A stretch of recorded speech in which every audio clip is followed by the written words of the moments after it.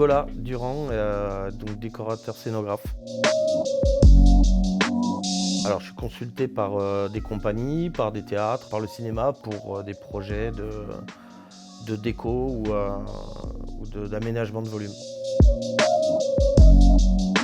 J'ai toujours été passionné par le volume et par l'aménagement. Et du coup, j'ai fait des écoles d'archi à l'Ordre des architectes. J'ai fait un cursus après la troisième, donc seconde, première, terminale, avec diplôme à la clé de dessinateur projeteur et dessinateur en bâtiment et commis d'architecte. La scénographie, j'y suis amené, je m'étais intéressé parce que mon arrière-grand-père était décorateur à l'Opéra Garnier. Mais c'est surtout que moi j'étais très proche du spectacle. Donc j'ai fait mes études, mais en même temps, à 11 ans, on a commencé au patronage dans une école et on faisait du spectacle. Et du coup, avec 3 bricoles, on fabriquait des choses. Et puis, de fil en aiguille, je me suis plus dirigé vers le spectacle, mais tout en gardant quand même une partie architecture, ça me plaisait quand même. Du coup, j'ai été en double activité jusqu'à aujourd'hui, je fais des deux. Les journées vraiment type, c'est le dessin, construction, du crayon, du croquis, de la photo, beaucoup de recherche, de déplacement, d'aller voir des choses, des volumes. Nous, on va du support de la rencontre avec le projet jusqu'à la finition. Ça demande énormément d'étapes et c'est jamais la même. Donc en fait, te dire vraiment une journée type, j'en ai pas vraiment en fait. Beaucoup de bars, beaucoup de pubs, beaucoup de discothèques au départ parce que j'étais jeune et que j'étais en Savoie dans les stations et que je suis toujours à la recherche de déco, de changements, pour plein de choses. J'ai travaillé aussi pour des communes et puis ensuite beaucoup de compagnies, de théâtre, un petit peu de cinéma. Je travaillais beaucoup dans les arts de la rue sur des projets montables, démontables très rapidement, costauds. C'est un peu divers. Disons que moi, mon secteur, il n'est pas vraiment calé, quoi.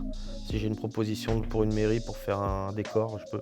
Et alors, projet du moment, Compagnie Babylone, c'est une compagnie de rue avec qui je travaille depuis 96, 99. Allez, là, on est plutôt en ce moment sur des recherches de fabrication de supports pour des manèges. Mais c'est des manèges jouets, c'est pas des manèges de fêtes foraines. C'est des manèges déco qui servent pour des spectacles. On fait jamais la même chose. On est tout le temps dans la recherche de plein de choses, que c'est dans les techniques, que ce soit dans les conceptions, au niveau de la déco, au niveau de... Enfin, c'est quelque chose d'hyper complet. On fait tout le temps des rebondissements. On fait jamais la même chose dans la journée. Après, dans les moins, je dirais que ça prend énormément de temps. Le plus dur, c'est d'arriver à se caler, voilà, et de se dire, voilà, à telle heure j'arrête. Mais on est tellement dedans que finalement, moi, en tout cas, personnellement, j'ai vachement de mal.